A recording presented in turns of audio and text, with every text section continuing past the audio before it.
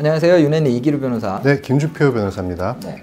오늘은 민식이법 얼마 전에 네. 그 민식이법을 촉발했던 네. 그 운전자 사고에 대해서 그 검사의 구형이 있어가지고 그 부분에 대해서 이제 이슈톡톡에서 말씀을 드린 적이 있었는데요. 선고 결과가 나왔어요. 네. 네. 근데 뭐 결론부터 말씀드리면 금고 2년 실형이 선고됐다라는 건데 네. 이 부분에 대해서 좀 오늘 좀 얘기를 좀 해보려고요. 네. 김 변호사님 생각은 어떠세요? 이 선고의 내용에 대해서. 만약에 과실이 인정될 경우 실형이 예고된 사건이긴 합니다. 왜냐하면 피해자에게 중한 피해가 발생하였고 뭐 사망이라는 그런 피해 정도로 보았을 때 과실이 인정된다면 실형을 피할 수 없었던 사건이긴 하지요. 다만 제가 좀 보고자 했던 것은 그 선고형이었던 그 얼마가 될지 이런 부분이었었는데 2년이 선고됐더라고요. 금고 2년이. 그 저희가 지난번 영상에서도 말씀드렸지만 일단 그 이 사건은 민식이법이 시행되기 이전에 발생했던 사고이기 때문에 일단은 적용되는 법률은 개정된 특가법이 아니라 종전의 법률에 따라서 네, 5년 이하의 금고죠. 적용이 되는 거고요. 근데 일단 저희가 그때도 말씀드렸지만 이 사건은 그 법 개정의 시초가 되기는 했지만 단서가 되긴 했지만 어쨌든 종전의 법률에 따라서 다루어져야 되는 사안이고 종전의 양형 기준에 따라서 형이 선고돼야 된다. 네. 이런 의견을 저희가 피력을 했었어요. 네.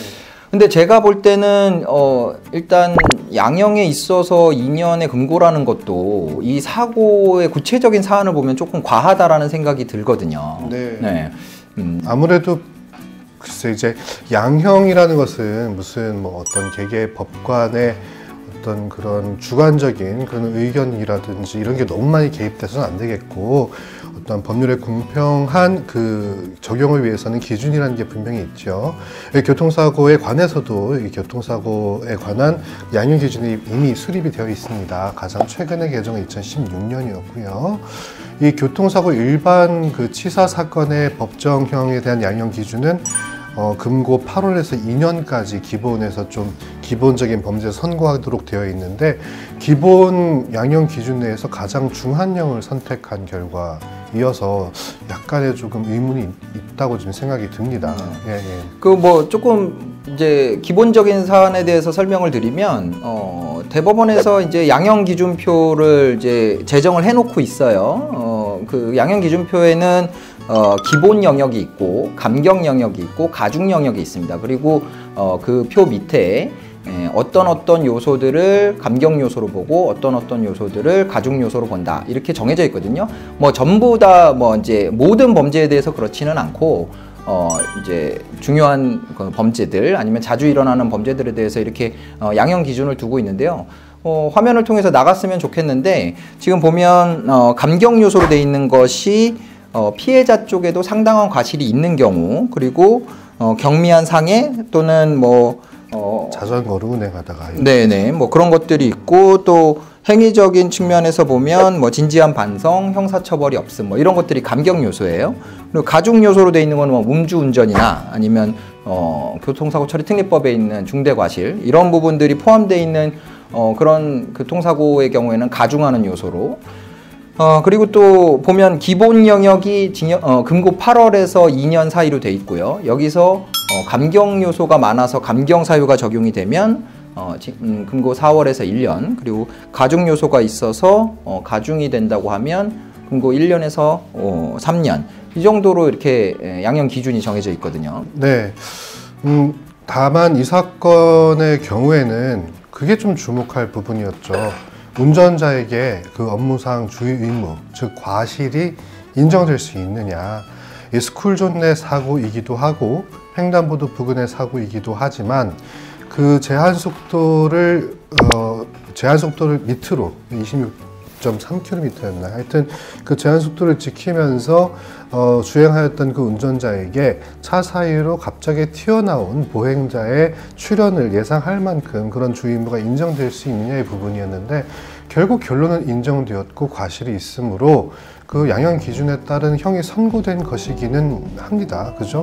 선고된 것이긴 한데 이 부분은 다른 지금 이 사건 저희가 지난번에 저도 한번 궁금해서 이 해당 법원의 어린이 피해 사고에 관한 스쿨존 내 사고에 있어서의 모든 판결 내용을 좀 열람을 하였는데 그 부분에 비춰보아도 이 사건은 유독 금고 2년 선고가 되었다라는 점 때문에 약간은 과도하지 않았느냐 이렇게 생각을 좀 하고 있습니다. 네, 뭐 이 가중 요소, 감경 요소가 뭐 산술적으로 플러스 마이너스가 되는 거는 아니지만 일단 운전자 입장에서 볼 때 감경 요소로는 피해자 쪽 과실이 상당히 커 보여요, 그죠? 네.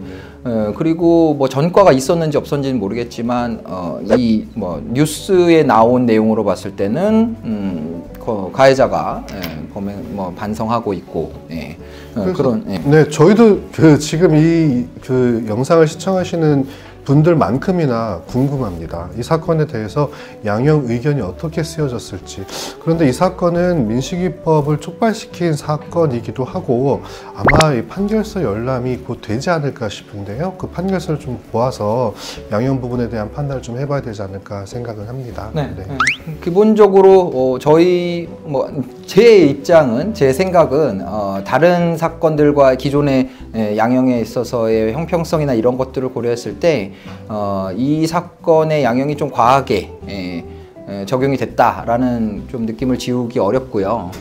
그리고 만약에 이 사건이 국민참여재판으로 진행이 됐다면 과연 금고 2년의 실형이라는 이런 중한 형이 선고됐을까를 생각해 봤을 때 좀 의문이 좀 있어요. 그래서 아무래도 판결을 한 판사도 뭐 사람이다 보니까 주변의 어떤 여태까지 여론이라던가 이런 부분들을 의식하지 않을 수 없었던 그런 부분이 있었다라는 느낌이 개인적으로는 듭니다.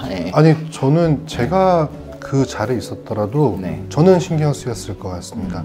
저는 걱정되었을 것 같고요. 왜냐하면 재판관은 하나의 독립된 그 국가기관이고 본인의 어떤 그런 의사결정으로 재판에 임하는 것이지만 요새 그 언론이라든지 이런 데 보면은 어떠한 그 특정 판결을 하였던 그 판사분들의 어떤 프로필이 너무나 돌아다니면서 인신공격까지 당하는 그런 좀 사건들이 좀 있잖아요. 그래서 그런 부분을 보아도 과연 이렇게 언론의 주목도가 높은 사건에 대해서 소신 있는 판결을 할 수 있었을까라는 그런 의문도 좀 있어요. 어쨌든 이 부분은 뭐 아직 최종 확정된 것은 아니니까 뭐 운전자 입장에서 항소를 할 수도 있고 또 뭐 검사 입장에서도 구형이 5년이었는데 뭐 2년이 선고됐으니까 검사도 항소할 수도 있고요. 그래서 좀 더 최종 확정될 때까지 좀 지켜볼 필요가 있는 사건인 것 같고요. 또 업데이트되는 그런 사안이 있으면 또 영상을 제작해서 여러분들께 의견을 드리도록 하겠습니다. 오늘 여기까지입니다. 감사합니다.